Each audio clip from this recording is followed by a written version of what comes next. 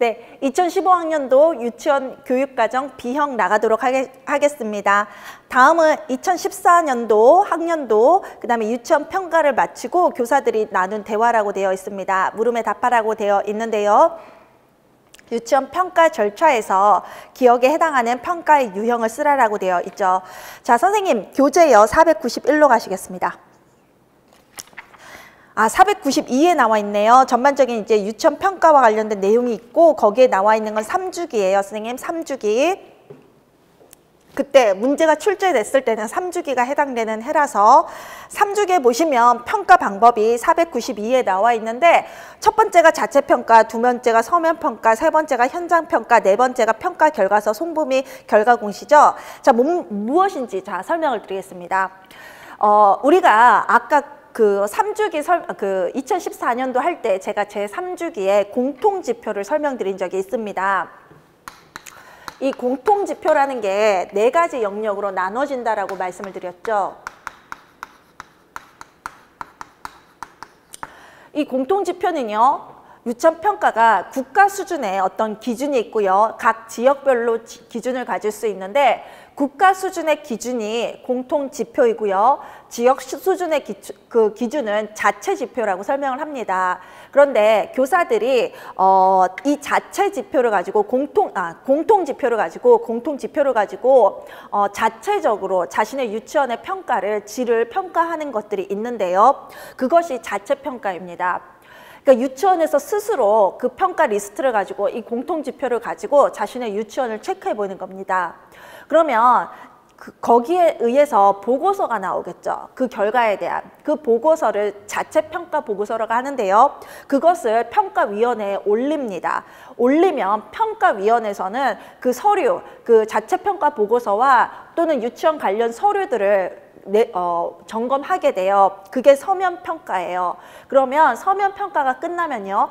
유치원의 평가위원들이 내려가게 됩니다. 현장으로 내려가서 선생님 정말 실제적으로 그렇게 하고 있나 상황들도 보고요. 교사 면담도 하고 학부모 면담도 하고 그런 직원 면담도 하게 되거든요. 이런 것들을 현장평가라고 하고요. 그 다음에 이제 모든 평가가 다 끝나면 종합적으로 결과를 해야 되겠죠. 그래서 종합평가라는 게 있고요. 그 종합평가서에서 평가 결과서를 쓰게 되죠. 그 결과서는 유치원으로 보내줘야 되고요. 그 다음에 유치원 알림이라는 곳을 통해서 공시되어야 합니다.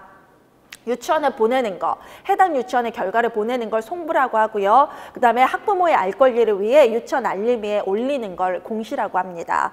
이게 3주기에 있었던 거고요. 4주기는 설명이 되어 있습니다. 있는지 없는지 모르겠지만 4주기는 서면평가가 종합평가로 포함이 됩니다. 무슨 얘기냐면 자체평가, 현장평가, 그 다음에 종합평가로 가요. 왜냐하면 그 서면평가를 두 번째 과정으로 하면 이제 절차가 너무 길다라는 거죠. 그래서 자체평가를 하고 유치원위원회의 사람들이 현장평가를 나가고 그 다음에 종합적으로 이제 평가를 해야 될 때 그때 서면평가를 함께 한다라고 합니다. 그래서 바뀌었습니다. 4주기는 자체평가, 현장평가, 종합평가로 바뀌었는데요. 어쨌든 이 문제는 3주기에 근거한 거라서 이제 답을 내자라면 기억에 해당하는 것은 자체평가 보고서를 평가위원들이 검토하는 거 있잖아요. 저걸 서면평가라고 해요. 서면평가. 그런데 이 서면평가가 4주기에서는 종합평가 안에 들어간다는 거 알아주세요. 3주기에 근거해서는 서면평가입니다. 니은과 디귿의 평가 영역을 각각 한 가지씩 쓰라라고 했는데요. 제가 이 공통지표 말입니다. 국가 수준의 공통지표 1주기와 3주기는 동일하다라고 말씀을 드렸습니다. 그 교재에 나와 있기도 합니다. 교재에 어디에 나와 있냐면요.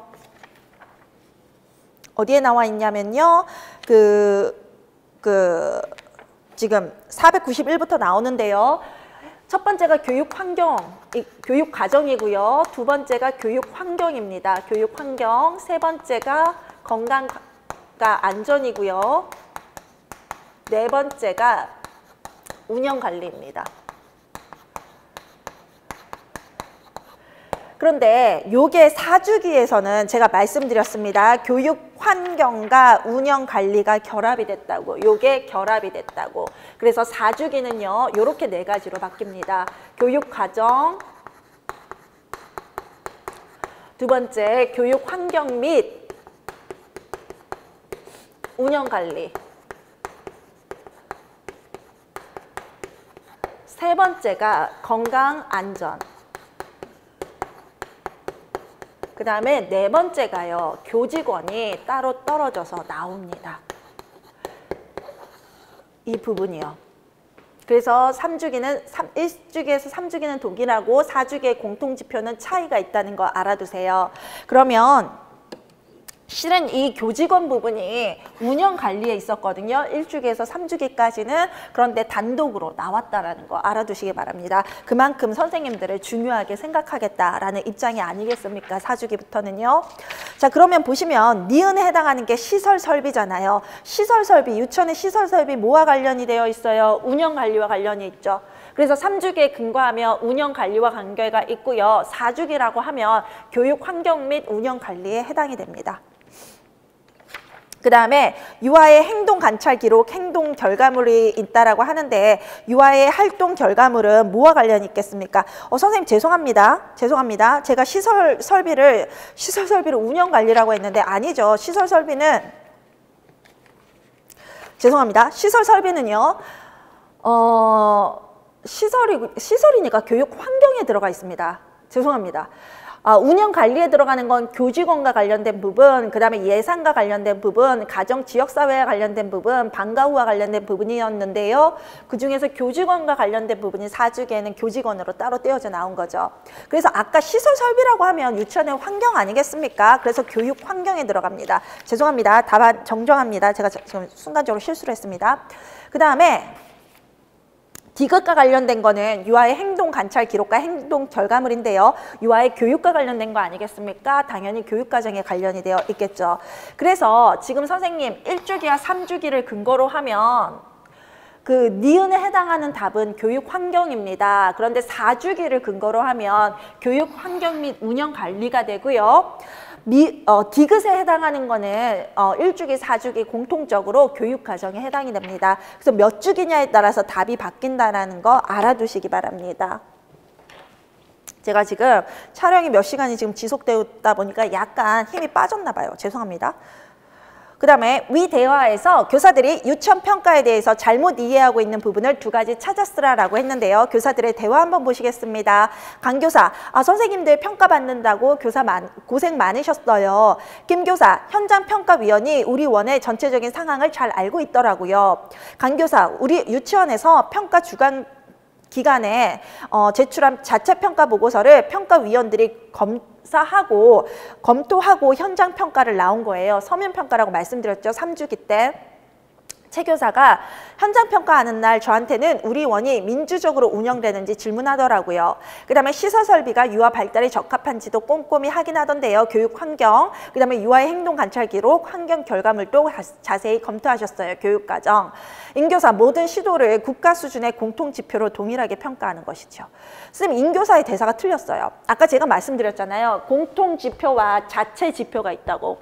그러니까 각 시도가 자체 지표를 가질 수도 있어요. 그래서 모든 시도를 공통 수준으로 동일하게 하는 게 아니라 국가 수준의 공통 지표가 있고 지역 수준의 자체 지표가 있고 모두 유치원 평가에 포함이 될 수 있습니다. 각 시도마다 선택하는 겁니다. 그래서 임 교사의 대사가 조금 잘못됐고요. 김 교사는요. 평가 결과가 우수한 유치원에는 평가 인증을 부여한다라고 돼 있는데 평가 인증은 유치원이 아닌 어린이집 평가 인증 제도를 말합니다. 우리 유치원은 유치원 평가고요. 등급이 부여되죠. 4주기에서는. 그래서 이건 아니고요. 평가 결과에 따라 유치원에 대한 향후 컨설팅 장학을 할 수도 있다던데요. 가장 낮은 등급을 받으면요. 제4주기에 근거하면 D라는 가장 낮은 등급을 받은 유치원은 반드시 컨설팅 장학을 신청을 해야 됩니다. 그래서 맞는 얘기이고요. 학부모인 유치원 선택에 도움을 주기 위해서 우수 유치원을 공개할 수도 있어요. 라고 되어 있는데 맞습니다. 선생님, 원래 평가 결과는 100% 공시해야 되는데 이렇게 공시하게 되면 저희가 시행착오라는 걸 그다음에 이제 겪지 않습니까? 그래서 상위 몇 %만 공시하라, 등급은 공시하고 모든 유치원의 서술 평가는 다 공개하게 되었고요. 100%. 그리고 이제 일정 우수한 유치원만 상위 몇 %에 해당하는 유치원만 그 결과를 등급을 표시하도록 되어 있어요. 그래서 우수 유치원을 공개할 수도 있어요. 이거 맞아요. 현재 이제 도입되는 시기이기 때문에 그렇게 해야 되지만 안정적으로 도입되기 전까지는 시도에서 정할 수 있다, 결정할 수 있다라는 게 이쪽의 입장입니다. 국가의 입장입니다. 그다음에 체계사는요, 평가를 받는 동안에는 힘들었지만 그 과정을 통해 유치원 운영 전반을 점검할 수 있었고 유치원 교육의 질을 높이는 데 도움을 받았다라고 생각해요. 맞았죠. 평가의 어떤 그 교육 효과죠. 그래서 지금 누가 틀렸습니까? 임교사가 틀렸고요. 김교사가 틀렸네요. 그래서 모든 시도를 국가 수준의 공통지표로 동일하게 평가하는 것이지요가 틀렸고요. 평가 결과가 우수한 유치원에는 평가 인증을 부여한대요. 요게 틀렸습니다. 자, 관련 내용이 모두 이제 이론적 배경에 나와 있으니까 참고적으로 보십시오. 와, 선생님 몬테소리 프레벨 또 나왔습니다. 자, 관련 내용이 그 사상사, 제가 지금 2번 문제 보고 있죠? 2번이 사상사 문제인데요. 프레벨에 대한 거, 몬테소리에 대한 거, 듀이에 대한 거 나와 있습니다. 관련 이론 보시고요. 여러분들 100% 다 한다고 생각하지만 이런 문제에도 오답이 있었고 제가 지금 보니까 이 몬테소리 문제 논란이 됐던 문제이네요. 제가 정확히 개념 설명을 해드리도록 하겠습니다. 최초의 유치원에서는 최초의 유치원 뭡니까? 킨더가르튼. 프레벨이죠. 프레벨은 뭐와 뭐를 활용해서 교육을 했다라고 해요. 그런데 그 뭐, 기억에 해당하는 게 교구라고 합니다. 교구. 최초의 유치원에서 사용한 교구는 뭡니까? 음물 아닙니까? 음물. 이를 구하는 학자는 누구입니까? 프레벨이네요. 이렇게 쉬운 문제가. 두 번째. 선생님들의 표정이 지금 제가 눈앞에 보이는 것 같아요.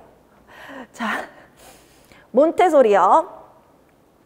니은을 설명하는 용어 한 가지를 쓰라 그랬는데 몬테소리 교구는 유아 스스로 자신의 실수나 오류를 발견할 수 있도록 고안되어서 교사가 잘못을 수정해 주지 않아도 정정이 가능. 거기까지예요.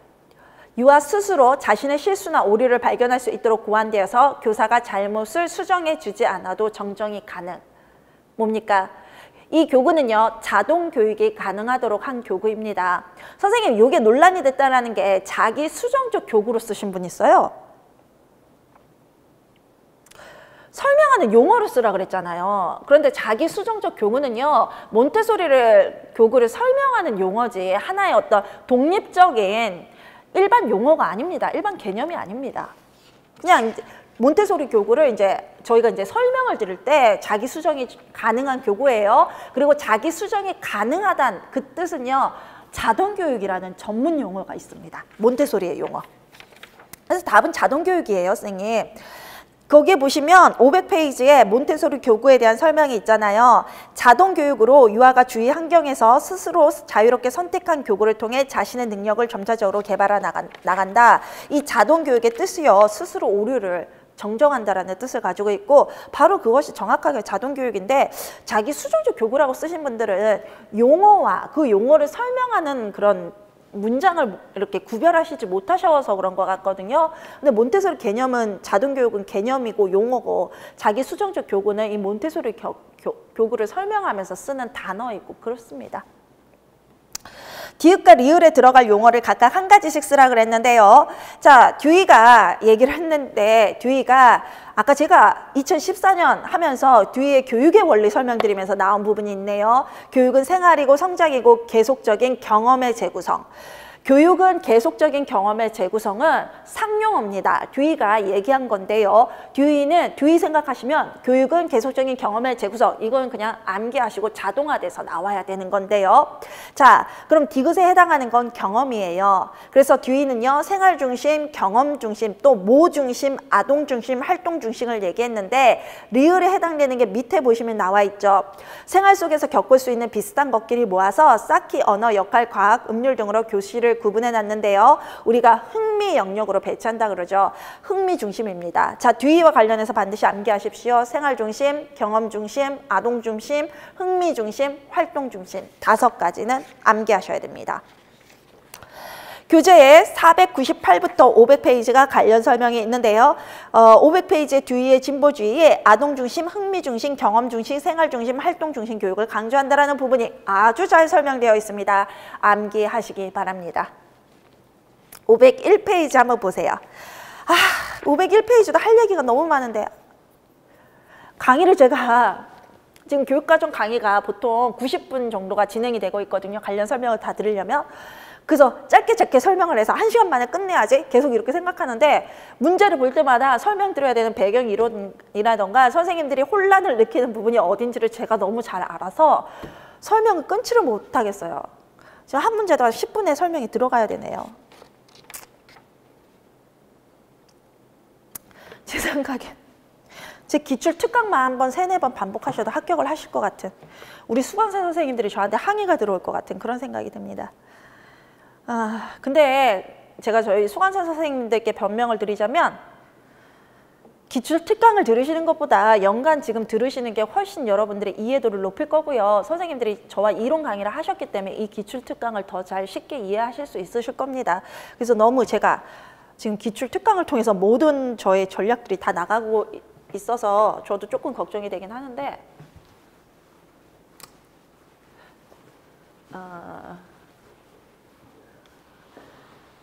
그렇긴 하는데 그래도 기본 과정을 듣고 이 기출 특강을 듣는 것과 기출 특강만 듣는 게 다르실 겁니다. 그래서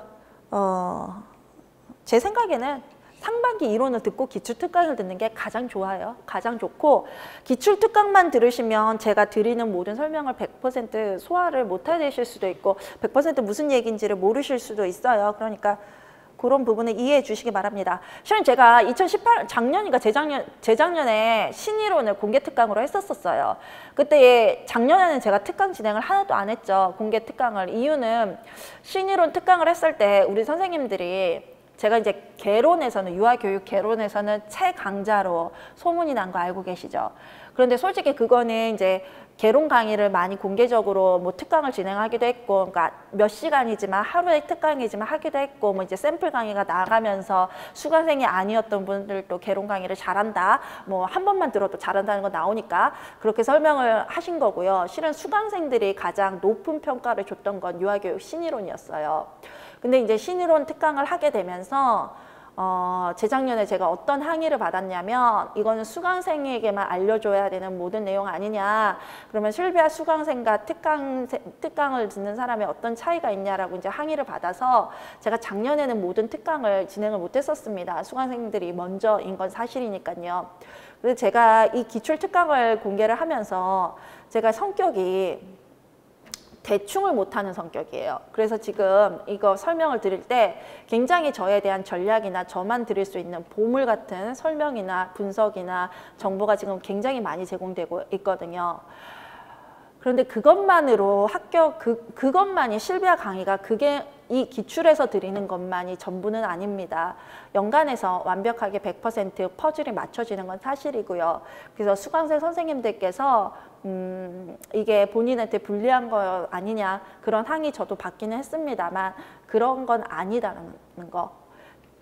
저의 수강생 선생님들이 저의 이 특강을 100% 소화하실 수 있으시다는 거. 그리고 교육이라는 건 저는 그렇습니다. 제가 이 노량진 학원에 들어오기 전에 교육이라는 걸 정규 교육기관에서만 받았고 또 거기서 강의를 하기도 했었고 이렇게 대학에서 강의를 하기로 했었고 그랬는데요. 저도 이제 장학금을 받으면서 미국 유학을 다녀온 케이스 아닙니까? 그렇게 했기 때문에 교육이라는 건 제한이 없으면 좋겠다라는 생각을 했어요. 물론 이건 학원 교육이라서 어떤 한계점은 있지만 그래도 이제 학원에서 이해해 주셨고 이제 수강생분들도 어느 정도 제가 설득을 시켰고 그렇게 해서 교육이라는 게 그리고 모든 사람들이 일치되는 어떤 그런 뜻을 할 수 있는 것도 좋은 것 같습니다. 근데 제가 말씀을 드리는데 저의 많은 지식이나 전략들이 보물 같은 것들이 나가는 건 사실이지만 100%는 아니다. 그러니까 수강생 선생님들이 이 기출에만 저와 함께 하시는 선생님들이라면 기출에만 신경 쓰지 마시고요. 상반기 이론도 100% 소화하시도록 바랍니다. 그리고 기출 강의도 적어도 2번은 들으십시오. B의 3번은 논란이 많이 되는 부분이거든요. 논란이 되는 부분인데 저는 논란이 안 되는데 그 이론적으로 확실히 알고 있는 사람은 논란이 될 게 하나도 없는데 이론을 80% 알면 논란이 되는 거예요. 50% 되면 왜 논란이 되는지도 모르는 거고요. 100% 되면 이렇게 확실한 이론을 왜 저렇게 혼란스럽게 알고 계시나라는 안타까움을 느끼게 되죠. 그래서 제가 설명은 다 드리도록 하겠습니다. A에 다 아래에 A, B에 해당하는 공격성 유형을 각각 한 가지씩 쓰라라고 되어 있는데 각 유형의 연령에 따른 변화를 설명하라라고 되어 있습니다. 하트업에 의하면 유아들에게 나타나는 공격성은 위 사례의 기억처럼 자신의 이익을 위해 타인에게 해를 가하는 모모 공격성과 니은과 디귿처럼 타인을 해치려는 의도를 가지고 행하는 무슨 공격성이 있다라고 되어 있습니다. 기억 한번 보시겠습니다. 아우, 세희의 몸을 세게 밀치며 지영이가 나 이거 필요해 라고 했어요. 선생님이 요거 신체적 공격성 쓰신 분들 없죠? 이게 몸을 밀쳤다고 해서 신체적 공격성이라고 쓰시는 분들은 이론을 모르셨던 분들. 왜냐하면 밑에 문제에 보시면 자신의 이익을 위해 타인에게 해를 가한다 라는 설명이 나와 있거든요. 지금 몸을 밀쳤다라는 부분에서 신체적 공격성은 맞습니다. 그런데 신체적 공격성만 얘기한 게 아니라 그 신체적 공격성이 나온 이유가 있습니다. 나 이거 필요해. 나의 이익, 내가 장난감을 갖고 싶어서 신체적 공격성을 썼다는 거죠. 근데 문제에서 보니까 신체적 공격성을 묻는 게 아니라 그렇게 자신의 이익을 위해서 타인에게 해를 가하는 그런 공격성을 얘기를 했는데요. 이게 도구적 공격성입니다. 도구적 공격성. 그리고 니은과 디귿, 니은은 지영이 어깨를 세게 미쳤는데 왜 그랬냐 했더니 지영이가 미워서 아프라고 그랬어요. 타인이 미워서 타인을 해치려는 의도를 하는 게 적대적 공격성입니다. 니은, 기역, 니은, 디귿의 공통적으로 나온 공격성은 신체적 공격성이 맞는데 그 지문에 보시면 소문제에 보시면 타인에게 자신의 이익을 위해서 타인에게 해를 가하는 거 그리고 타인을 해치려는 의도로 가하는 거 두 가지가 나와 있죠. 그래서 도구적 공격성과 적대적 공격성입니다. 자, 공격성과 관련된 거 설명드립니다. 대표적으로 신체적 언어성 공격성과 언어적 공격성이 있고요. 또 하나 도구적 공격성과 적대적 공격성이 있습니다.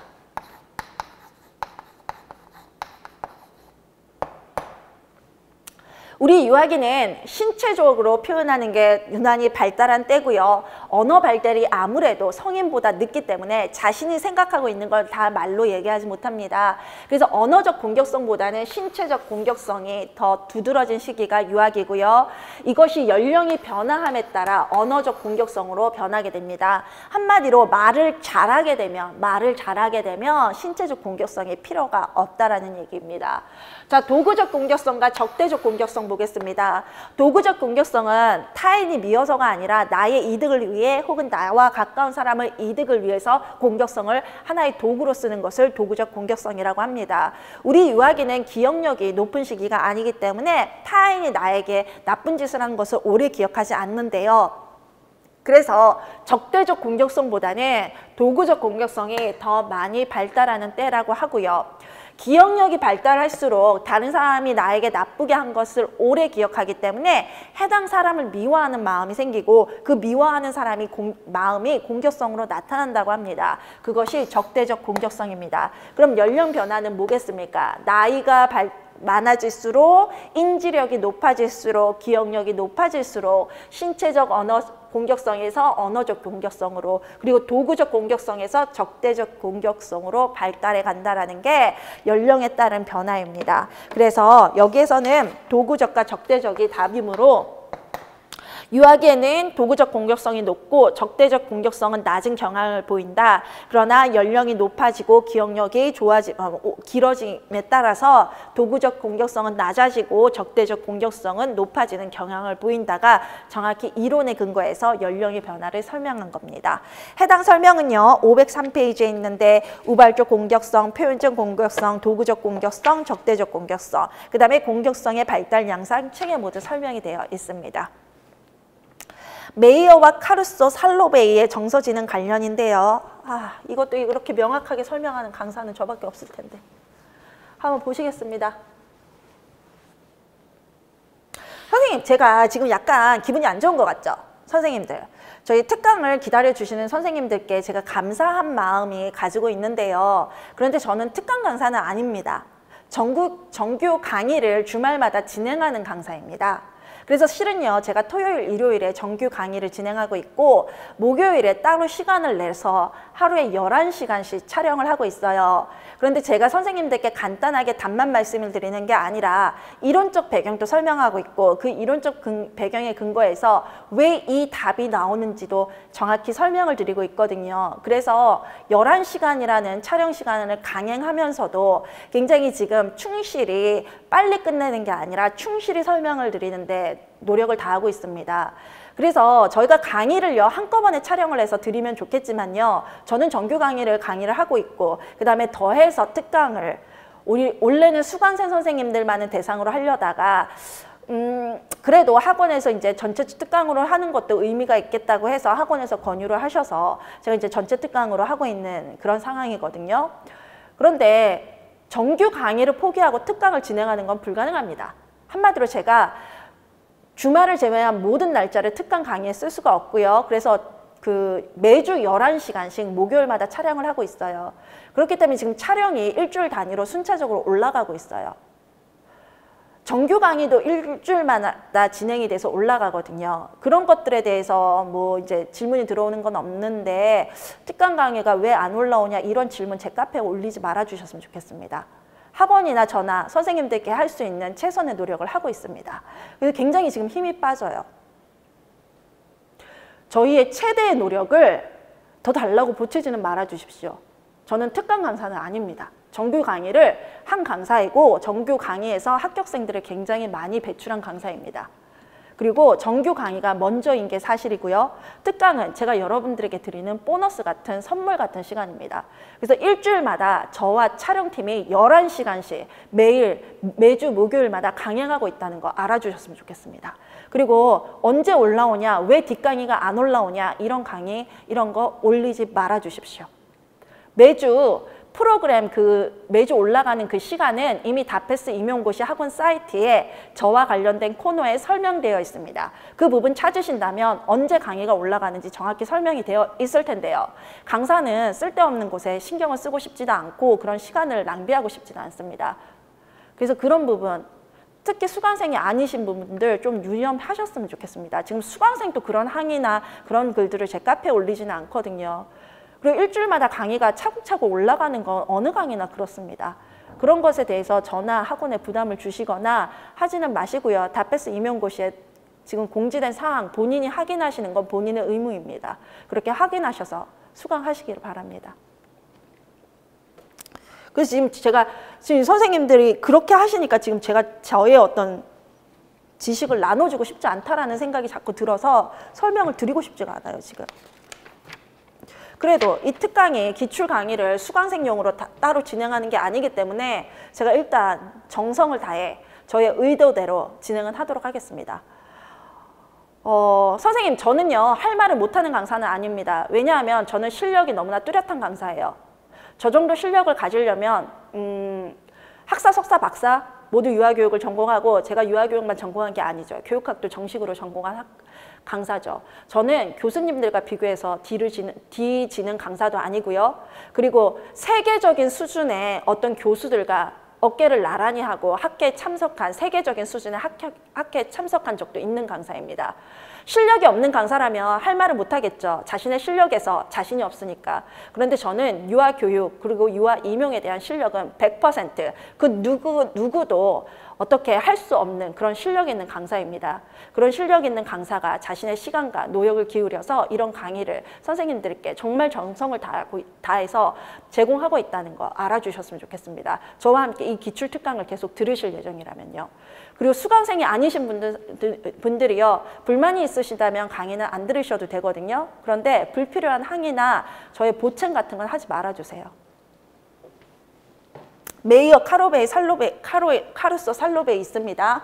정서지능에 대한 건데요. 정서지능은 다른 말로 감정지능이라고 합니다. 그래서 선생님들이 기존에 만났던 강사들과 저가 다르다는 거, 완전히 전문성에서 뛰어나고 그 전문성의 자신감 때문에 할 말은 다 하고 산다는 거 기억하시기 바랍니다. 제가 이제 농담으로 저는 아메리칸 스타일이라고 얘기를 합니다. 제가 한국 교육만 받은 건 아니죠. 미국에서 8년을 살았는데 어떻게 한국적 성격만 가지고 있겠습니까? 그만큼 여러분들이 실력으로, 제 실력으로 이득을 보시기 때문에 그 부분은 감안해 주시기 바랍니다. EQ라고 합니다. 영어로는. 카루소 살로베이 메이어는요, 이 정서지능을 처음으로 체계화한 학자입니다. 4가지로 나뉩니다. 첫 번째, 정서인식. 두 번째, 정서이해. 세 번째, 정서조절. 네 번째, 정서활용.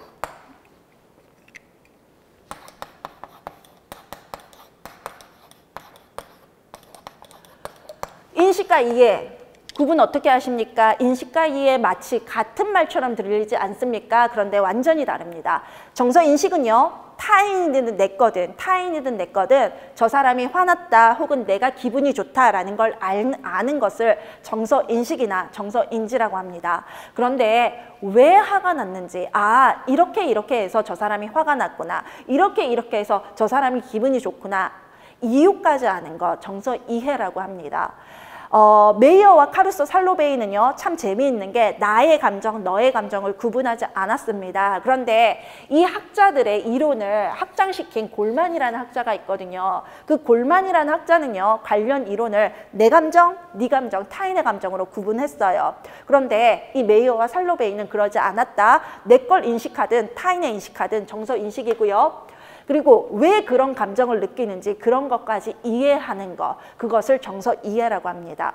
정서조절은요, 화났을 때 우리가 화를 꾹 참고 웃어야 되는 상황이 있지 않습니까? 그런 것들을 정서조절이라고 하고요. 반대로 내가 기분이 나쁘진 않지만 화를 내야 되는 상황이 있을 수 있지 않습니까? 그럴 때 화를 내는 것도 정서 조절입니다.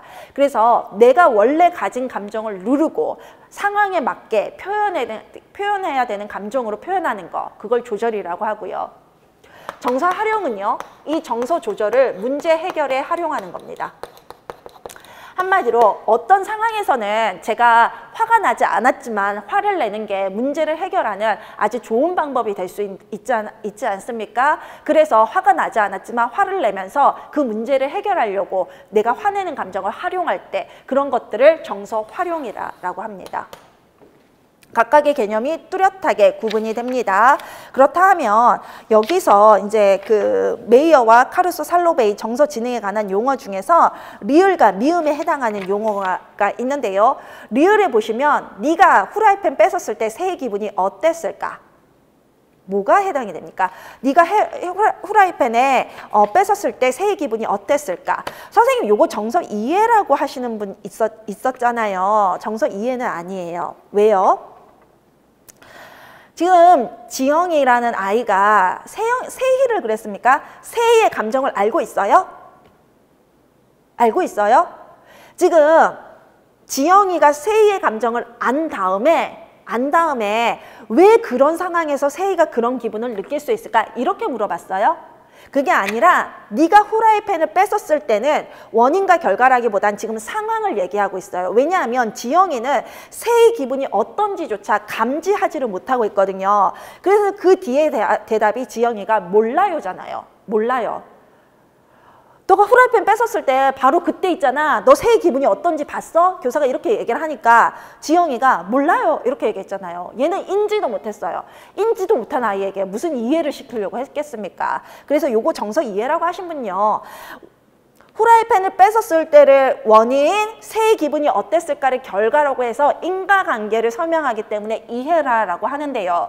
지금 여기는 인과관계라기보다는 그 상황에서 새의 기분이 어땠는지 알라라고 하는 표현이라는 게 더 맞습니다. 만약에 이해라면 이미 지영이는 세희가 화가 났어요 라고 하는 거고, 그러면 세희는 왜 그 상황에서 네가 후라이팬을 화가 났을 때 그렇게 화가 났을까, 뺏었을 때 화가 났을까, 이렇게 물어본다면 정서 이해입니다. 이거는 일단 세희 기분이 어땠는지 파악부터 하라는 거기 때문에 정서 인지가 답이 되고요. 정서 인지는 정서 인식이라고 할 수도 있고요, 정서 지각이라고 할 수도 있는데 있는데 세 가지 용어가 모두 동의어이기 때문에 셋 중에 얻은 걸 쓰셔도 답으로 인정이 됩니다. 그 다음에 미음이요. 자, 그래서 지영이가 몰라요라니까 하니까 교사가 세희한테 물어봤어요. 그래서 세희가 슬프고 화가 났다라고 말을 한 거예요. 인지를 못하고 있으니까. 그래서 교사가 지영이한테 알려줬어요. 네가 후라이팬 뺐을 때 세희는 슬프고 화가 났대라고 알려줬어요. 그랬더니 이것도 정서 인지와 관련된 거죠. 그래서 미음과 미음 공통으로 해당되는 거죠. 자, 전체적인 상황을 한번 보십시오. 리을과 미음이 전개되는 상황. 애는 모르고 세희가 슬프고 화가 났다는 걸 알려준 거지 왜 슬프고 왜 화가 났는지를 알려주는 게 아니잖아요. 그 상황에서 세희의 감정을 알게 해주려고 하는 거잖아요. 그렇기 때문에 세희한테 너 왜 슬프고 왜 화가 났어? 이렇게 뺐을 때는 왜 슬프고 왜 화가 나? 그렇게 물어보지 않았기 때문에 단순히 감정이 어땠는지만 물어보기 때문에 그리고 그거를 지영이한테 알려주기 때문에 정서 인지, 지각에 해당이 됩니다. 그 다음에 비읍에 관련된 거 있습니다. 비읍에서 지영이에게 나타나는 것으로 미셸과 에브슨의 실험을 통해 밝혀진 정서 규제 관련 용어인데요. 이 미셸과 에브슨의 정서 규제도 선생님들 완전히 잘못 알고 계시더라고요. 한국에서 이렇게 이론이 잘못 전파됐는지는 정말 놀라웠습니다. 솔직히. 그런데 제가 더 굉장히 안타까운 게요. 우리 전공서가 잘못된 게 아니라는 거예요. 우리 전공서는 정확한 이 미국의 이론이 정확하게 들어와 있어요. 미셸과 에번스는요. 스탠포드의 학자들입니다. 교육학교 교수들이고요. 이 미국에 어서 스탠포드 마시멜로 실험이라는 걸 했죠. 스탠포드 대학에서. 그걸 처음으로 이끈 사람이 미셸과 에반슨이라는 사람인데 이런 미국의 교육들이 우리 교수님들 보시면 미국 유학하신 분들 굉장히 많지 않습니까? 그분들이 이론을 정통으로 가지고 들어왔기 때문에 정확한 지식이 우리 유아교육의 전공서에 들어왔음에도 불구하고 선생님들은 그 정확한 것이 아니라 정확하지 못한 것을 돈을 주고 배우시는 것 같아요. 그래서 굉장히 제가 안타까워요. 스탠포드의 마시멜로 실험은 이런 겁니다. 아이에게 실험실에서 책상 하나를 두고요. 마시멜로를 줍니다. 마시멜로 3개를 주면서 교사가 이렇게 얘기하죠. 선생님이 교실에 잠깐 나갔다 올 건데 돌아올 때까지 기다리면 선생님이 너 마시멜로 3개 더 줄 거야. 그래서 너는 총 6개를 먹을 수 있어. 네가 선생님 밖에 나가 있는 동안 기다리지 못하면 3개를 먹을 수 있지만 선생님이 돌아온다면 6개를 먹을 수 있다라는 거야. 이 마시멜로의 자기 규제는요. 만족지연이라는 시험입니다. 자기 규제 요소 중에요. 만족지연이라는 걸 실험한 건데요. 이 만족지연은 3가지 조건을 만족시켜야 되는데 선생님들께서 이 3가지 조건을 모르셔서 만족지연을 바닥바닥 우기시더라고요. 그런데 3가지 조건이 뭐냐면 첫 번째, 보상이 있어야 된다는 겁니다. 만족을 지연하는 거죠. 만족을 기다린다라는 거죠. 이 만족을 기다린다면요. 보상이 있어야 되고 두 번째가 더 큰 보상이어야 합니다. 예를 들어서요. 선생님 기다리지 않아도 3개고 기다려도 3개면 애가 왜 기다립니까? 안 기다리죠. 기다렸을 때는 3개가 아닌 6개라는 더 큰 만족이 있기 때문에 아이가 기다리지 않겠습니까? 그래서 만족지연은 더 큰 보상이 있어야 되고요. 만약에 더 큰 보상이 없다면 만족지연이 아니라 그건 인내심입니다. 인내심.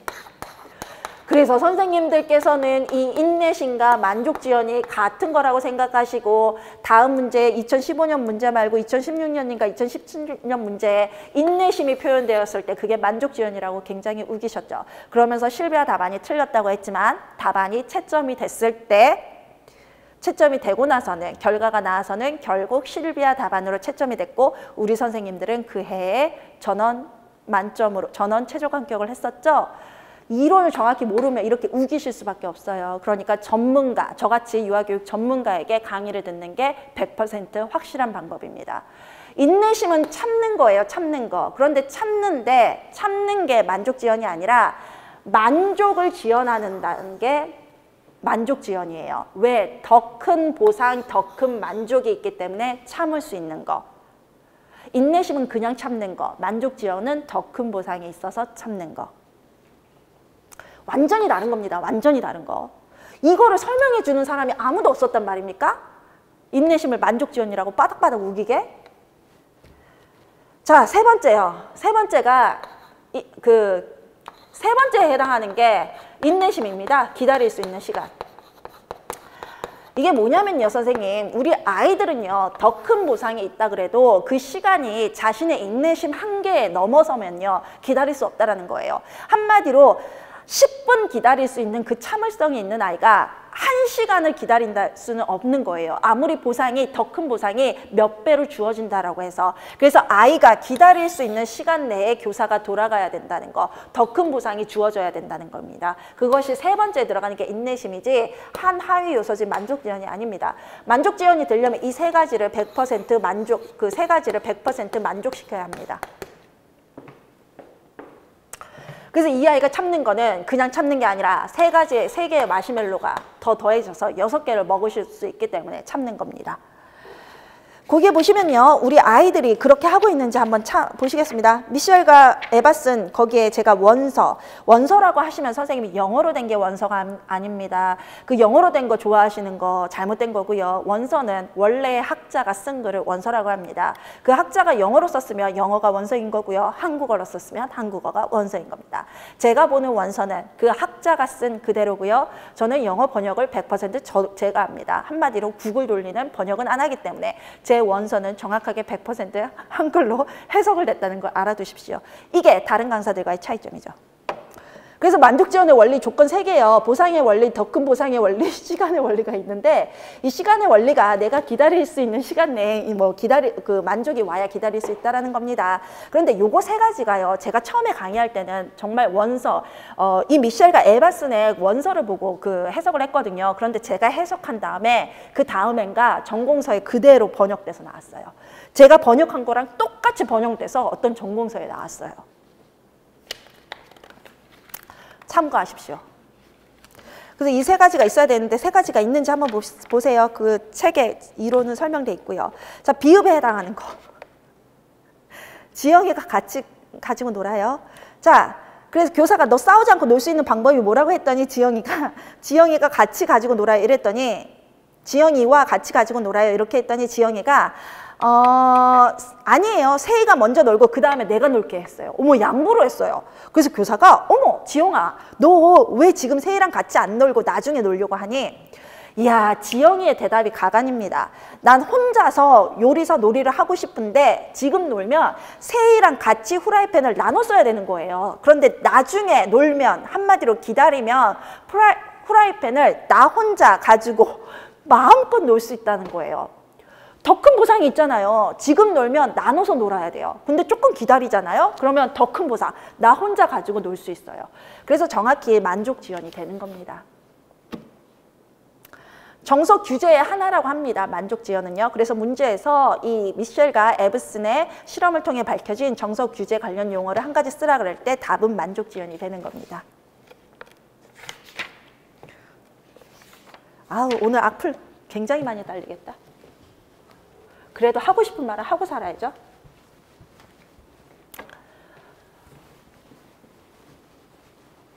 자, 4번 문제 보시겠습니다. 가는 5세 활동 계획 아니고 나는 교사 저널의 일부입니다. 물음에 답하라 라고 되어 있는데요.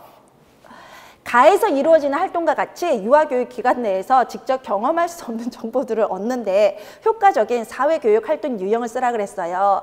자, 선생님 이론적 배경 보시면요. 유아 사회교육의 교수학습 유형이 나왔고 구체적인 교수학습 유형이 나왔는데 그 다음에 이것들은 따로 하는 게 아니라 함께 그 종합해서 알아두시면 됩니다. 그런데 가에서 이루어지는 활동이 뭐냐라고 했죠. 가가 한번 볼게요. 가가 활동 계획안인데 활동명이 도서관에 가는 거래요.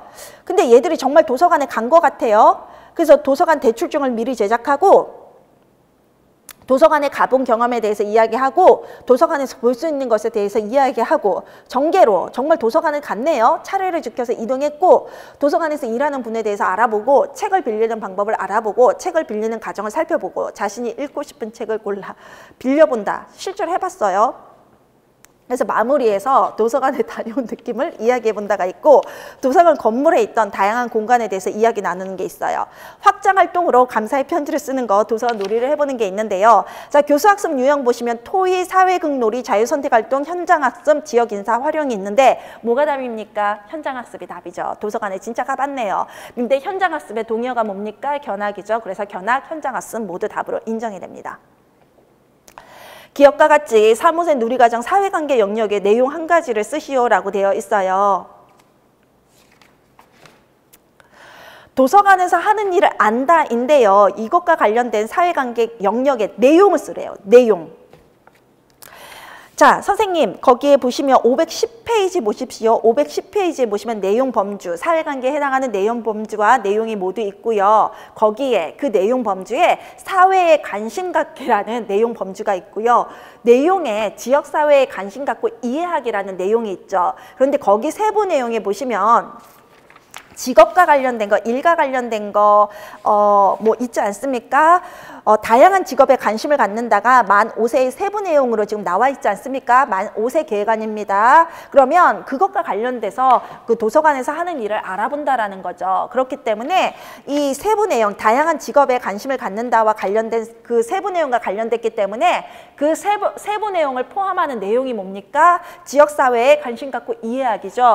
그래서 내용을 쓰라 그러니까 그게 답이 됩니다. 우리 선생님께서 가장 많이 하시는 실수가요. 내용 쓰라는 곳에 세부 내용 쓰시는 거거든요. 그런데 여기는 내용을 쓰라 그랬기 때문에 그 세부 내용을 포함하는 내용, 지역사회에 관심 갖고 이해하기가 답이 됩니다. 아이고, 2번 보시겠습니다. 3호세 누리과정 총론에 제시된 구성 방향 중 하나인데 A에 들어갈 인성 동목과 관련 있는 내용 한 가지를 가에서 찾아 쓰시오라고 했어요. 그럼 A에 들어가는 게 뭐냐라는 게 문제인데요. 자, 구성 방향 해설서의 구성 방향은요, 선생님들께서 암기하셔야 되는 내용이죠. 거기에 보시면, 그러니까 암기하셔야 되는 내용에 보시면, 첫 번째 구성 방향인가 아마 그럴 거예요. 첫 번째 그 구성 방향이 514페이지에 있는데 질서, 배려, 협력 등 기본생활 습관과 바른 인성을 기르는데 중점을 두어 구성한다가 있습니다. 그럼 A에 빠진 건 질서가 되죠. 질서가. 그럼 질서에 해당하는 내용 한 가지. 선생님 여기는 여기서 말하는 내용은 해설서의 내용 범주, 내용, 세부 내용을 말하는 게 아니에요. 그것과 관련 있는 내용을 가에서 찾으라는 거예요. 가에서. 그것과 관련된 부분을 가에서 찾으라. 그러면 질서였습니까? 질서와 관련된 부분을 가에서 찾으면 어디에 있습니까? 아, 질서, 도서관으로 차례를 지켜 이동한다라는 부분이 있네요. 그 부분이 질서에 해당하겠죠. 그게 답입니다. 도서관으로 차례를 지켜 이동한다. 그 부분을 그대로 찾아 쓰시면 됩니다. 나의 밑줄친 리을 리을 중에서 생활지도에 대한 교사의 부적절한 인식 한 가지를 찾아 기호를 쓰고 그 이유를 설명하라라고 하는데요. 자, 리을 한번 보시겠습니다. 나의 보시면요. 니은, 디귿, 리을 한번 읽어보시겠습니다. 이게 뭐와 관련이 있다고요? 부적절한 교사의 지도, 인식 한 가지를 찾으라 그랬네요. 니은부터 한번 살펴볼게요. 유아들의 갈등은 자연스러운 발달 과정 맞습니다. 갈등 해결 과정을 통해 문제 해결력을 기르고 친구를 이해하는 계기가 될 수 있도록 지도해야 되겠다. 문제되는 거 없는데요. 그렇죠? 디귿 한번 보시겠습니다. 지희가 문제 행동을 보일 때마다 관심을 보이고 반응하며 자신이 사랑받고 있음을 확인시켜 줘야 되겠다. 그래서 이거 잘못됐는데요. 문제 행동을 보일 때마다 관심을 보이고 반응한다는 건 관심이 지금 정적 강화거든요. 좋아하는 거니까 그거를 해주면 문제 행동을 보일 때 정적 강화를 주면요. 그 문제 행동이 오히려 강화가 돼서 계속 더 많이 나타날 수 있어요. 그래서 이거는 문제 행동을 보일 때가 아니라 아이가 바르게 행동을 할 때 교사가 그것을 격려해 주면서 이제 사랑받고 있음을 확인시켜 줄 수 있죠. 그래서 그 부분이 틀렸어요. 기호는 디귿이고요. 이유는 지희가 문제 행동을 보일 때마다 교사가 관심을 보이고 사랑받고 있음을 확인시켜 주는 것이 정적 강화로 작용해서 지희의 문제 행동이 증가할 수 있다가 이유입니다. 리을 계속 보시겠습니다. 리을에 친구들이 놀 때 필요한 사과, 요청, 부탁 등의 사회적 기술을 지속적으로 지도해야 되겠다. 그러면 이거는 틀린 것이 없죠. 미음에 해당하는 행동 수정 방법이 있는데요.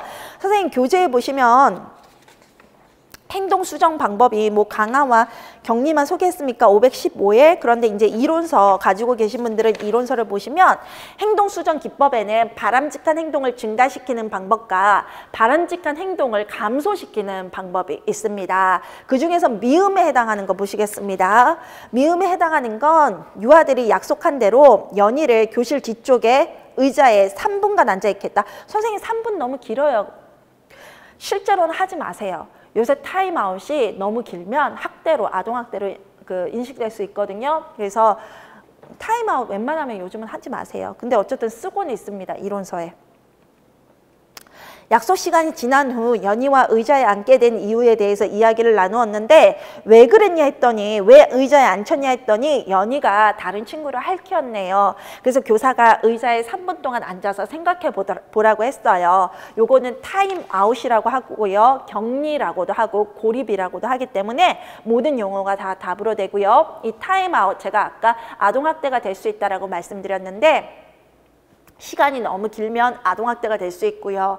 또한 이 타임아웃을 사용할 때 선생님들이 유의하셔야 되는 건 아이 주변에 타임아웃 하는 그 주변에 재미있는 장난감이나 아이의 흥미를 끌 수 있는 요소가 있어서는 안 됩니다. 그러면 그 아이는 그 시간을 즐기게 되겠죠. 그럼 저희가 아이를 생각해보게 자신의 문제 행동을 생각해보게 그 의자에 앉힌 의미 자체가 없죠. 그리고 아이는요.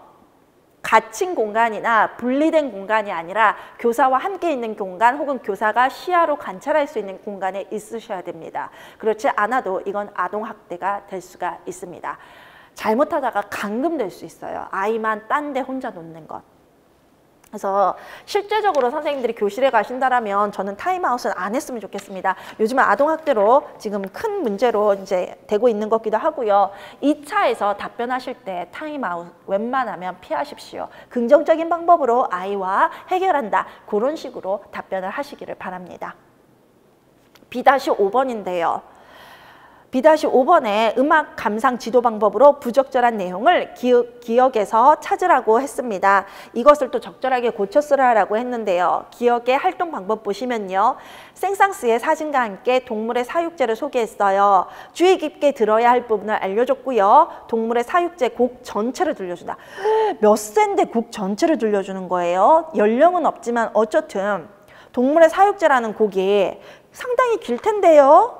각 동물들이 차례대로 나오는 걸로 알고 있는데요.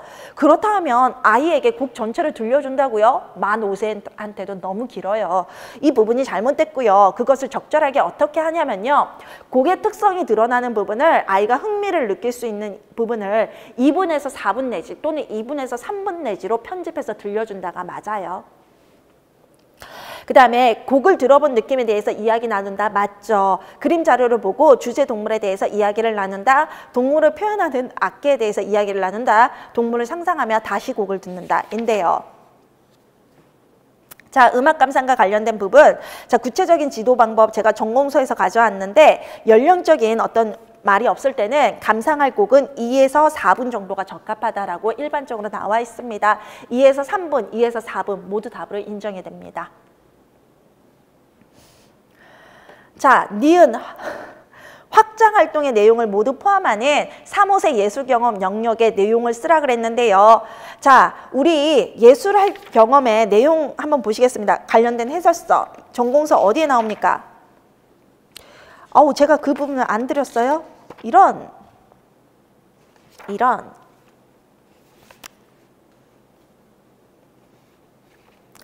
자, 예술경험 영역의 내용 범주는요. 내용 범주는 3가지로 나눠져요. 그중에서 두 번째가 예술적 표현하기거든요. 그 예술적 표현하기에 보시면 음악으로 표현하기, 움직임과 춤으로 표현하기, 미술로 표현하기, 극놀이로 표현하기, 통합적으로 표현하기가 내용 범주가 들어가 있어요. 그런데 그 부분을 제가 편집해서 드렸네요. 어디에 되어 있냐면요. 교재에 522페이지예요. 아, 예술적 표현하기는 모두 드렸군요. 522페이지에 예술적 표현하기 보시면요. 음악으로 표현하기, 움직임과 춤으로 표현하기, 미술활동으로 표현하기, 극놀이로 표현하기, 통합적으로 표현하기가 나오고 있죠. 그쵸? 해당하는 내용 범주는 예술적 표현하기입니다. 그런데 이것이 들어가는 뭐를 찾으라는 거예요? 예술 경험 영역의 내용. 움직임과 춤, 미술, 극놀이를 모두 포함하는 예술 경험 영역의 내용 한 가지요. 통합적으로 표현하기죠. 뭐 통합적으로 표현하기가 움직임과 춤, 그 다음에 뭐 음악, 움직임과 춤, 미술, 극놀이를 모두 통합적으로 표현하는 걸 통합적으로 표현하기라고 해요. 내용을 쓰라 그랬으니까 통합적으로 표현하기가 해당이 되네요. 펠드만의 미술 감상 단계. 이 펠드만의 미술 감상 단계가 왜 시험 문제에 나올 수 있었는지 선생님들 아십니까? 바로 교육부 자료에 펠드만의 미술 감상 단계가 인용이 됐기 때문입니다. 교재에 보시면 519페이지가 펠드만의 미술 감상 지도 과정이라고 나오는데 이거는 전공서에서 가져온 거고요. 그런데 520페이지에 명화 감상 활동의 진행 과정이 나오는데 이 네 가지는 교육부 자료에서 나온 겁니다. 그런데 이 전공서와 교육부 자료의 4단계는 정확히 일치합니다. 4단계 설명을 들으면요. 기술 1단계가 기술 서술이고요. 2단계가 분석이고요. 3단계가 해석이고요. 4단계가 평가 판단에 해당이 됩니다.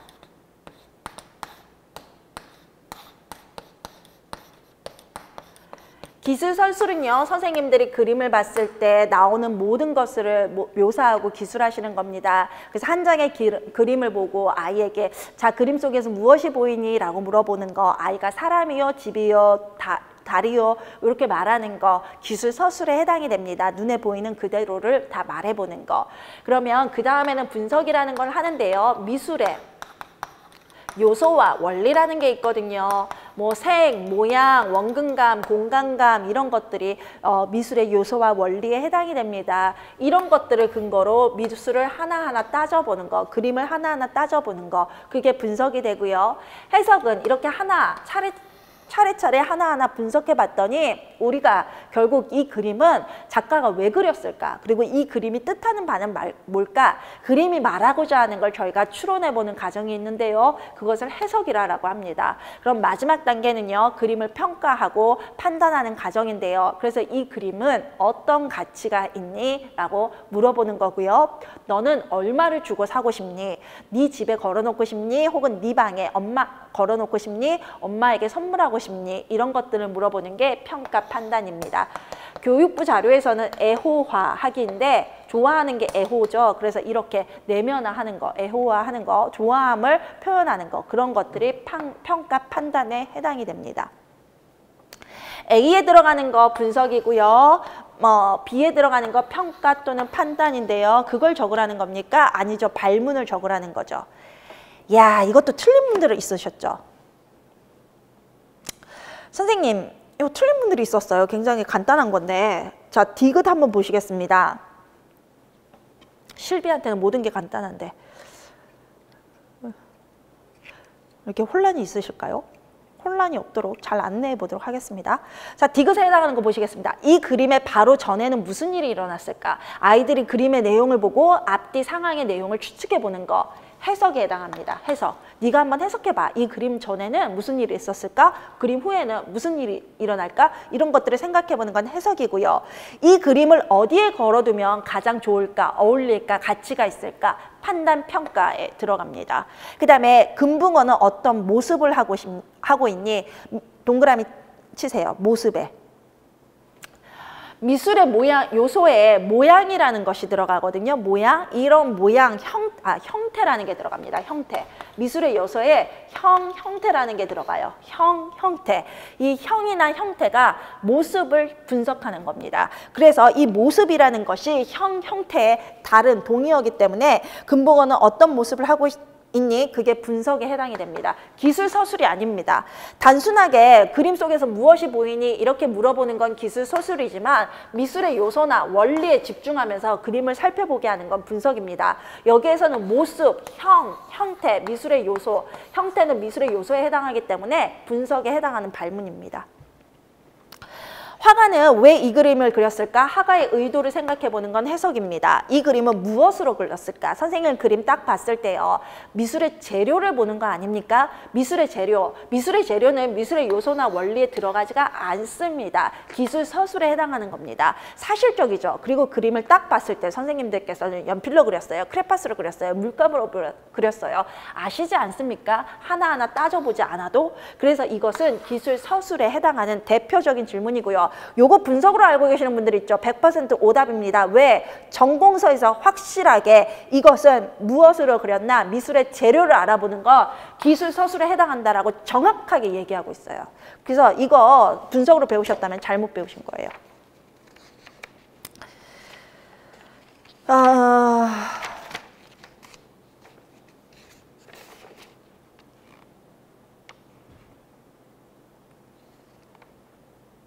자, 이론서로 가시면 519 이론적 배경으로 가시면요.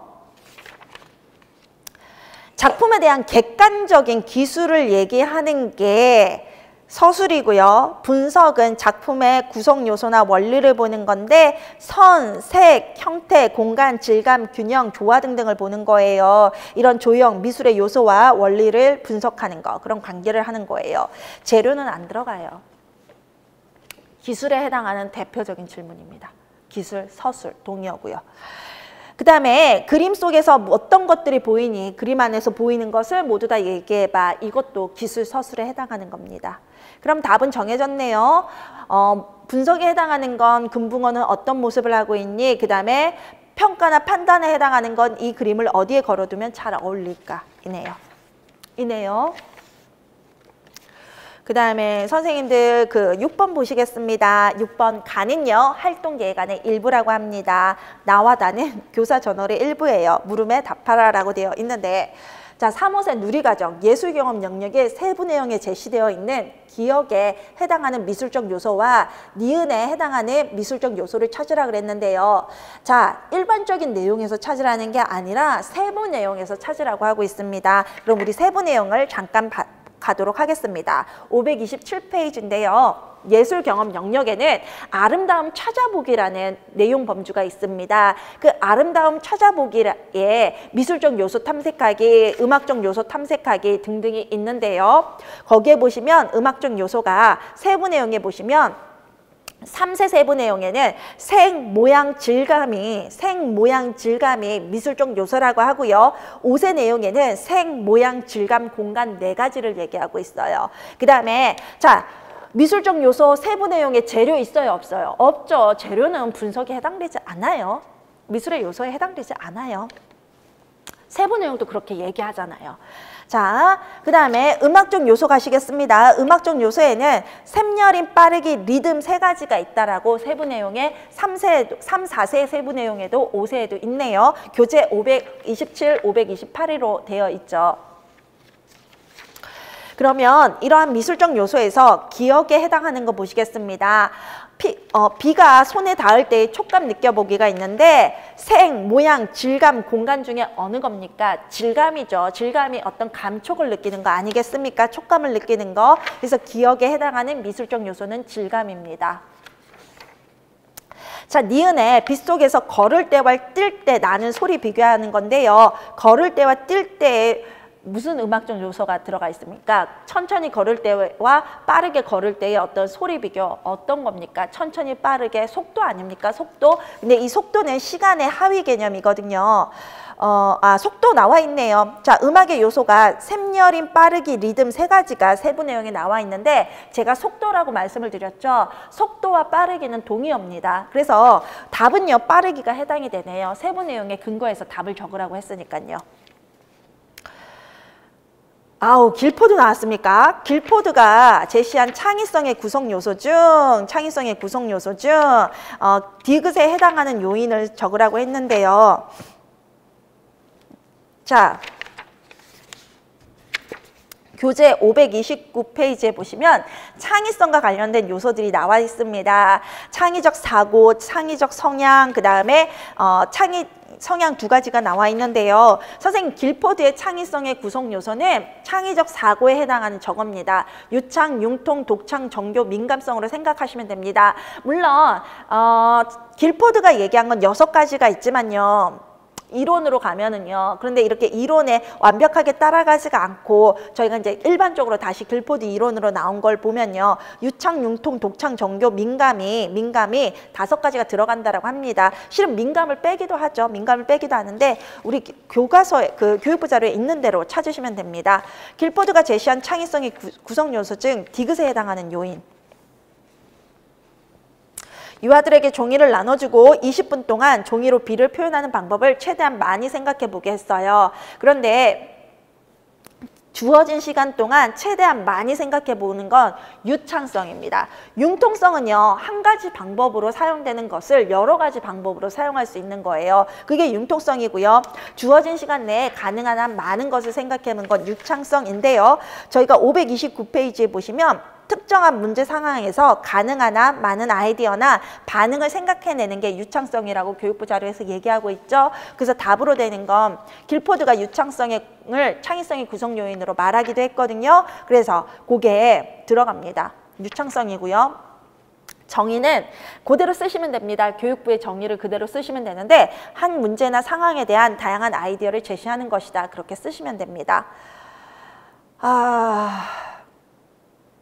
마지막 문제, 교사가 리을과 같이 유아의 그림을 해석하는 데 근거가 되는 발달 이론을 한 가지 쓰라 그랬어요. 요거 아마 인지발달과 관련해서 앞에 학년도에서 얘기한 것 같은데요. 유아 그림을 발달 심리학으로 적으로 보는 어떤 다양한 관점들이 있어요.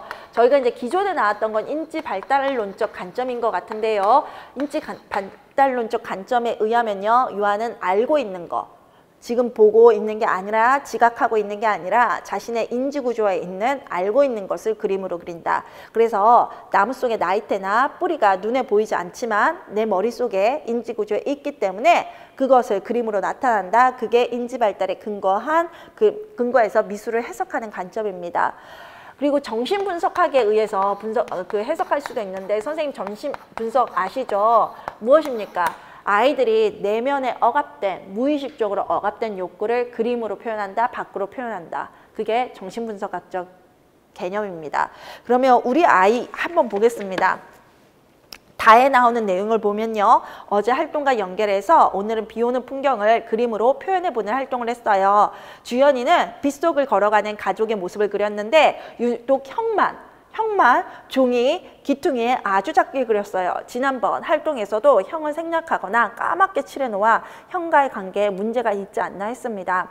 주연이는 계속해서 그림에 형에 대한 자신 내면의 억압된 감정을 무의식적으로 표출하는 것 같아요. 정신분석이네요. 주연이와 형의 관계에 대해서 부모와의 상담이 필요하다는 생각이 들어요.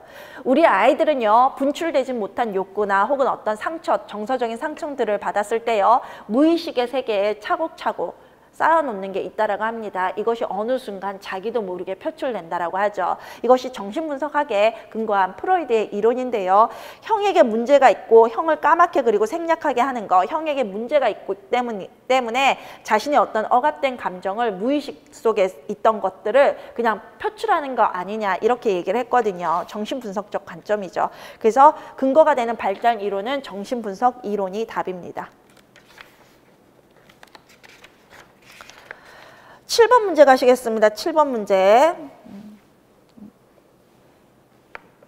가는 5세반 활동 계획 아니고 나는 가와 관련된 게임 장면이에요. 물음에 답하라라고 되어 있습니다.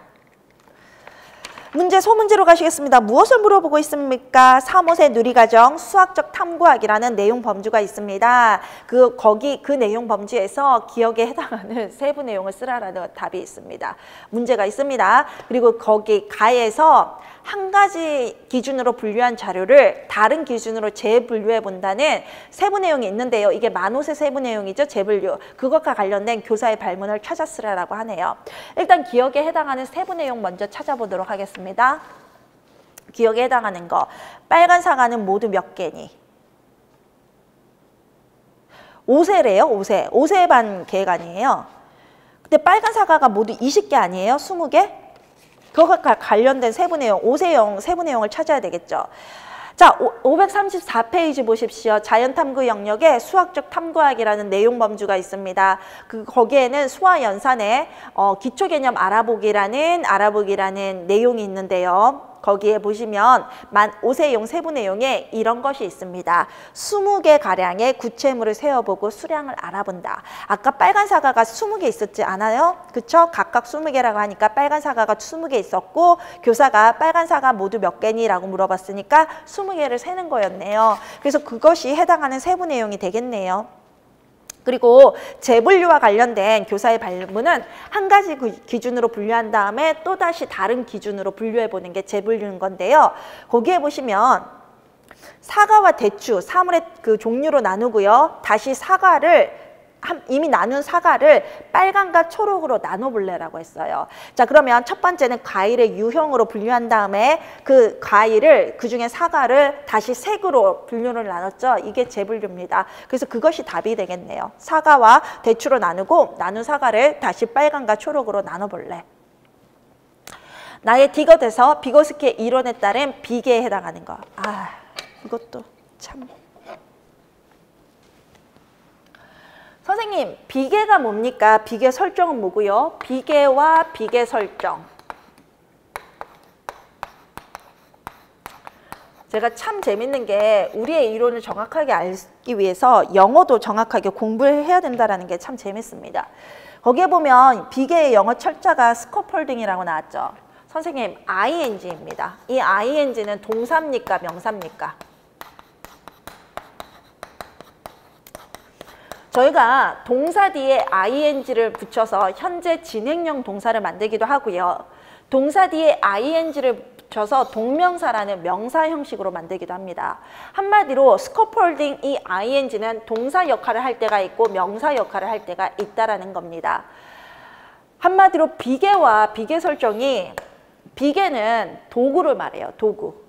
아이를 지원하는 데 쓰인 도구. 비계 설정은 그 도구를 어떻게 설정해서 활용했는지, 어떻게 계획해서 활용했는지. 한마디로 교사가 아이의 학습을 지원하기 위해서 쓴 도구나 활동 자료나 그것들은 비계가 될 수 있고요. 그 활동 자료나 도구들을 어떻게 활용했는지에 대한 교수 방법이나 전략은 비계 설정이 될 수가 있어요. 정확히 따지면 그래요. 그런데 이것을 분리하지 않고 동일하게 쓰기도 해요. 그런데 해당 문제는요, 비계 설정이 아니라 비계를 물어봤다고 하는 것이 맞습니다. 맞습니다. 왜냐하면 거기 문제를 보세요. 나의 디귿에서 비고스키 이론에 따른 비계에 해당하는 것을 한 가지 쓰시오 그랬지, 비계 설정에 해당하는 것을 한 가지 쓰라 그랬지, 설명하라 그러지 않았잖아요. 만약 비계 설정이었다면, 교사의 전략이라던가 어떤 지원 방법이었다면 설명하라 그러지 쓰라 그럴 수가 없습니다. 한 가지를 쓰라 그랬죠. 이 도구를 찾으라는 건데요. 한번 보겠습니다. 요걸 이 개념이 정확히 없으시면 답을 비껴나가세요. 한마디로 답을 손가락을 아니고 손가락이 어떻게 활용됐는지 설명하시는 거예요. 손가락을 어떻게 사용했는지 설명하시는 건 비계 설정이에요. 둘 다 답으로 인정은 했겠습니다만 뭐하러 그렇게 씁니까? 그쵸? 필요한 답만 쓰시면 되죠.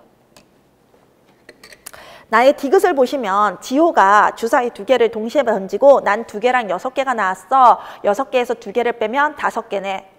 미나가 아니야, 자신의 손가락을 펴보이며 이렇게 6개에서 2개를 빼면 6개에서 2개를 빼면 나머지는 하나, 둘, 셋, 넷, 4개지. 그러니까 지호가 손가락 6개를 펴면서 6개에서 2개를 빼면 하나, 둘, 셋, 넷, 4시구나 였어요. 그러면 지호라는 아이가 5개념을 가지고 있었는데 이 5개념을 미나가 자신의 손가락을 활용해서 손가락을 하나하나 펼치면서 5개념을 수정해줬죠.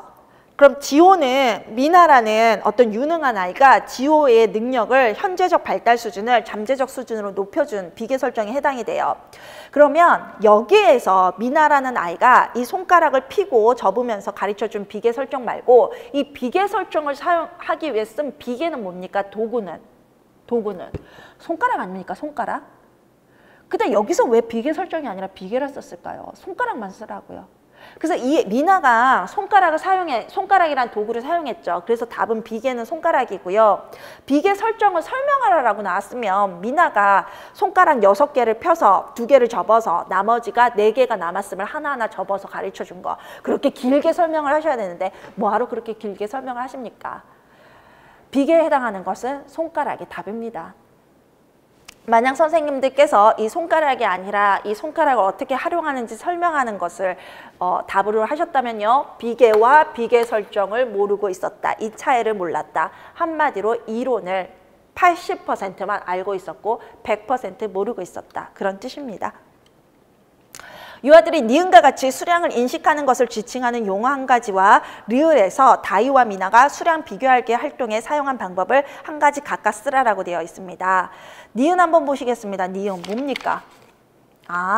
2개의 주사위가 책상 위에 떨어지는 것과 동시에 미나와 다이가 5, 넷, 5 하고 동시에 얘기를 했어요. 숫자의 주사위를 순간적으로 눈을 딱 보고 몇 개야 라고 하는 것 즉지에 해당하는데요. 즉지와 관련된 개념이 어디에 설명되어 있냐면요. 이론서에 보시면요.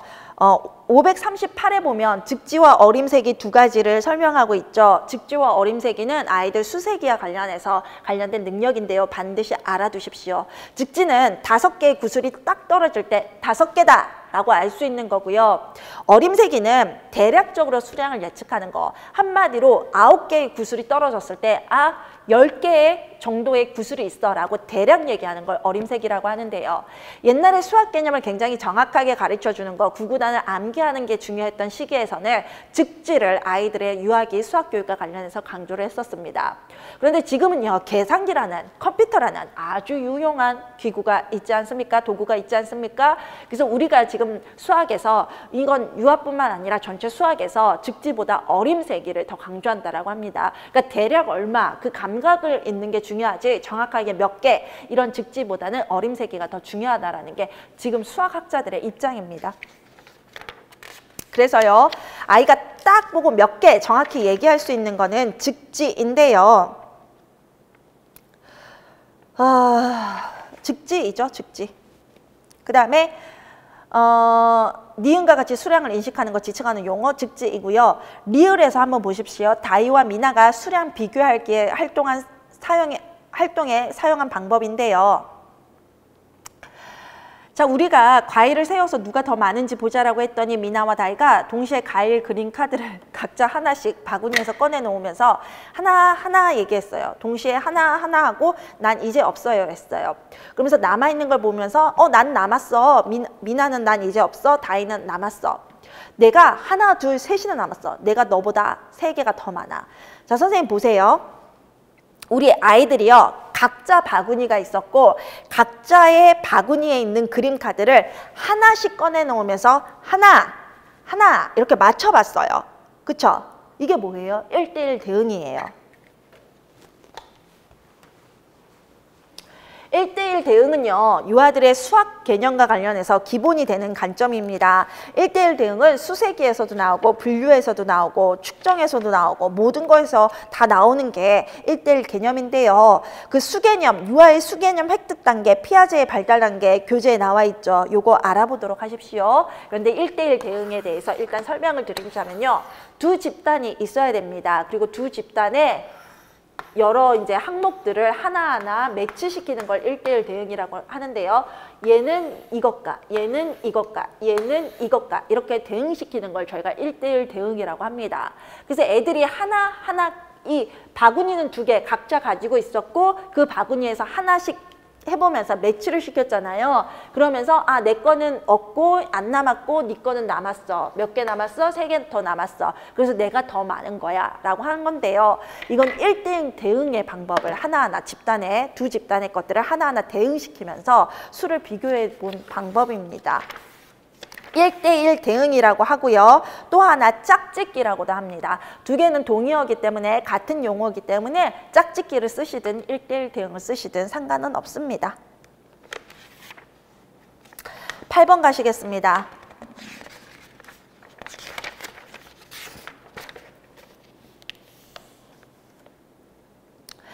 8번 540페이지 보시면요. 유치원 활동의 예의다. 물음에 답하라 라고 되어 있는데요. 자, 가보시면 3에서 5세 누리과정 자윤탐구 영역의 과학적 탐구하기 내용 범주에서 가의 미술활동과 연관된 1의 내용과 2의 세부 내용을 쓰라라고 되어 있습니다. 그 보시면요. 내용 범주, 내용 세부 내용이 딱 있죠. 그런데 가의 미술활동과 관련된 거를 과학적 탐구하기에서 찾으래요. 자연탐구 영역, 과학적 탐구 활동에서 가의 미술활동과 관련된 걸 찾으래요. 가의 미술활동이 어디 있어요? 우리 강교사가 만 5세 유아들과 가을 동산에서 모아한 낙엽이 완전히 말랐다는 것을 확인한 후에 낙엽을 이용한 미술활동을 전개했어요. 유아들은 낙엽을 색깔별로 분류한 다음에 색에 따라서 10장씩 세워서 도화지에 놓았어요. 그러면서 교사가 낙엽끼리 이렇게 비비면 어떻게 될까? 망가져요. 우진이는 뜨거워요. 부서져요. 이렇게 얘기했어요. 교사가 그럼 어떻게 되는지 직접 해보자 그랬어요. 그래서 애들이 비벼봤어요. 그랬더니 어떻게 되었니? 라고 물어봤으니까 보니까 소정이가 가루가 되었다라고 했어요. 그래서 교사가 가루를 만들 수 있는 다른 방법은 없을까 하니까 손가락으로 비비거나 연필로 두드리는 방법으로 낙엽을 가루로 만들었대요. 유아들이 그 낙엽 가루를 도화지에 붙여서 상자나 코끼리, 소방차와 같은 모양을 만들어 자신의 작품을 완성했대요. 근데 이 미술활동에서 애들이 이제 낙엽을 스스로 만져본 거죠. 그러면서 낙엽은 이렇게 비비면 가루가 된다. 연필로 두드리면 가루가 된다라는 걸 알아본 거죠. 물질의 특성을, 어떤 사물의 특성을 아이들이 직접 손으로 만져서 알아가는 것들 있잖아요. 이건 물리적 지식에 해당하는 건데 물체의 특성을 알아보는 활동이죠. 자, 과학적 탐구하기 내용 보시겠습니다. 542페이지에 보시면 과학적 탐구하는 내용, 탐구하기라는 내용 범주에는 물체와 물질 알아보기, 생명체와 자연환경 알아보기, 자연현상 알아보기, 간단한 도구와 기계 알아보기라는 4가지 내용이 있습니다. 거기에 물체와 물질 알아보기라는 내용이 있거든요. 거기 세부 내용을 보시면 우리 아이들 만 5세였습니까? 만 5세와 관련해서 주변의 여러 가지 물체와 물질의 기본 특성을 알아본다. 그 다음에 물체와 물질을 여러 가지 방법으로 변화시켜 본다라는 게 있습니다. 이런 것들과 관련된 활동 아니었습니까? 내용을 쓰라 그랬기 때문에 물체와 물질 알아보기가 해당이 됩니다. 그 다음에 세부 내용을 쓰라고 했습니다. 세부 내용은요. 애들이 만져보면서 물체, 낙엽의 특성을 알아본 것뿐만 아니라요. 그것을 이제 비벼서 가루로 만드는 거, 변화시키는 걸 탐구하지 않았습니까? 그래서 관련된 세부 내용은 물체와 물질을 여러 가지 방법으로 변화시켜 본다입니다. 자, 가의 교사 발문에서 과학적 탐구 과정 중 예측하기에 해당하는 부분을 써라고 했는데요. 해당하는 부분을 찾아 쓰래요. 교사 발문에서. 근데 예측은 뭘까요, 선생님? 나의 경험에 근거해서 무언가 다음에 오는 일을 추측해 보는 게 예측이에요. 정확한 원인과 근거를 살필 필요는 없어요. 그건 추론이거든요. 근데 예측은 자신의 경험을 토대로 미리 짐작해 보는 걸 예측이라고 해요. 관련해서 설명 제가 드렸습니까? 교재에 나옵니까? 나오네요. 543. 세상에 이렇게 교재를 친절하게 썼다니. 543에 예측이 나와 있는데요. 짐작해서 헤아리기다. 예측하기란 현재 알고 있는 지식이나 관찰을 토대로 관찰할 수 없는 상황을 미리 짐작해보는 것이다. 라고 전공서에서 얘기하고 있어요. 그러면 그것과 관련된 교사의 발문, 교사에 해당하는 부분은 교사의 발문을 찾아보겠습니다. 교사, 낙엽끼리 이렇게 비비면 어떻게 될까라고 물어봤거든요. 앞으로 올 일을 추측해보는 거 맞습니까? 예측해보는 거? 맞네요. 그게 이제 해당하는 질문이네요. 나머지요. 그럼 어떻게 되는지 직접 해볼까? 이건 권유죠. 해봐라, 탐색해라, 관찰해라, 해봐라는 권유죠. 비비니까 어떻게 되었니? 가루가 되었어요. 비비니까 어떻게 되었니는요. 예측은 아니에요. 너가 비비니까 어떻게 되었는지 눈으로 보라는 거잖아요. 관찰에 해당하는 거예요. 관찰. 그래서 예측은 아니고요.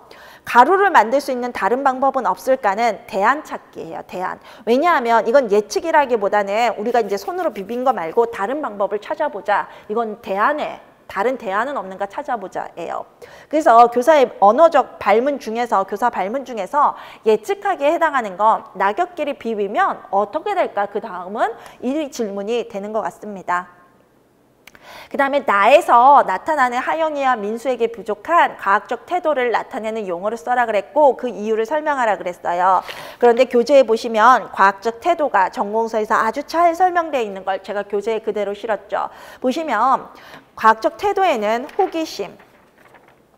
호기심과 그 다음에 자진성과 적극성, 개방성, 협동성, 끈기, 솔직성, 객관성, 비판성이 들어가 있습니다. 판단 유보도 들어갔어요. 이 판단 유보는 오스본의 창의성 이론과 관련해서 2017년에 물어보기도 했었죠. 판단 지연의 원리로. 그걸 말하는데요. 이 각각의 이 9가지는 선생님들께서 알아두셔야 됩니다. 저 수학, 유학, 과학교육이라는 전공서에서 가져온 거고요. 여러분들 문제로 보신 것처럼 과학적 태도는 이미 시험에 출제된 겁니다. 과학적 태도에 보시면 개방성이라는 게 있습니다. 개방성. 그 개방성은요. 새로운 경험이나 다른 사람의 견해를, 의견을 기꺼이 수용하고 존중하는 태도를 말합니다. 그런데 우리 아이를 한번 보시겠습니다. 우리 하영이와 민수요. 자, 다양한 모양의 빵을 보고 자신들이 하고 있는 도형과 연관짓기 시작했는데 하영이는 이 빵 삼각형 모양이야. 민수는 이거 세모야. 그 다음에 하영이는 뾰족한 곳이 3개 있잖아. 삼각형이야. 이게 왜 삼각형이야? 세모야. 삼각형과 세모는 동일한 건데도 불구하고 하영이와 민수가 싸우고 있죠. 저는 이렇게 하는 거 선생님들한테서 굉장히 많이 봐요. 동의어인데 그 동의어끼리 맞다 틀리다 답만 공개되면 이렇게 싸우시거든요. 개방성이 부족하셔서 그랬대요. 근데 이제 우리가 이제 지식의 문제죠. 그래서 이제 전공서를 한 것만 보신 경우에는 그 전공서에서 사용하는 용어만 보셨기 때문에 그 용어만 맞다라고 주장을 하시지만 실은 저처럼 10권 이상의 전공서를 보고 책을 종합해서 쓰는 사람이 보면 아, 이 책에서는 이 용어로 얘기했고 저 책에서는 이 용어로 얘기했고 둘 다 전공서에서 인정되는 용어니까 동의어로 쓰이고 둘 다 정답이 처리된다. 둘 다 100% 정답이다. 이런 걸 알 수가 있는 거죠. 그런데 우리는 알 수 있는 그 수준의 세모와 삼각형 아이들은 몰라서 계속 싸운다라는 거죠. 부족한 과학적 태도는 개방성입니다. 그 이유는요. 하영이와 민수는 자신의 의견만 고집스럽게 주장할 뿐 서로의 의견을 듣거나 반영하려 하지 않기 때문입니다. 그렇게 적으시면 됩니다. 자, 2015학년도 기출이 끝났습니다. 자, 선생님 지금 책이 교재가 요게 나와 있어요. 연도별 기출 분석 1인데요. 제 교재는 모두 세로 고침 시리즈로 나오고 있습니다. 이 세로 고침 시리즈에 근거할 때 이제 기출 분석 1이 2013학년도와 추시 2014학년도, 2015학년도가 있고요. 2016학년도는 2016학년도부터 2017, 2018, 2019는 연도별 기출 분석 2에 되어 있습니다. 그리고 뭐 내년에는 2019년 추시와 2020학년도를 써서 뭐 이제 3을 이제 쓰려고 하는데요. 아마 이 교재는 제가 내년까지 계속 쓸 것 같아요. 기출 분석은 올해뿐만 아니라 강의도 아마 내년까지 유튜브 강의가 계속 공개가 될 거예요. 그런데 2에 지금 2016학년도부터 나왔는데요. 오늘이 며칠입니까? 4월 10일입니까? 4월 11일 현재 지금 책이 열심히 인쇄되고 있고요. 다음 주 화요일이나 수요일쯤에 출간될 예정입니다.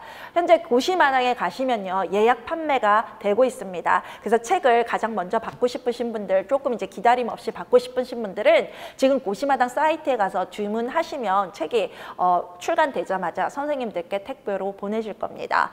제가 작업을 조금 늦게 끝냈는데도 불구하고 출판사에서 많이 양해를 해주셔서 책이 정식으로 제 날짜에 나올 수 있게 되었습니다. 그래서 그 책 받으시면 강의 2016학년도부터 받으시기 바라시고요. 2016년 교재가 표지는 똑같고요. 아마 색깔만 조금 다를 거예요.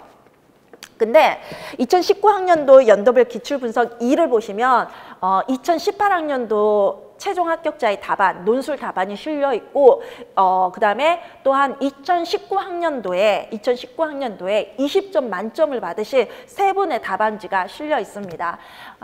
그런 이제 합격자들 그리고 20점 만점의 답안지들을 저희가 분석해보면 이 시험에서 원하는 답안지가 뭔지를 저희가 확실히 알 수 있죠. 그래서 그 부분 참고 많이 하셨으면 좋겠습니다.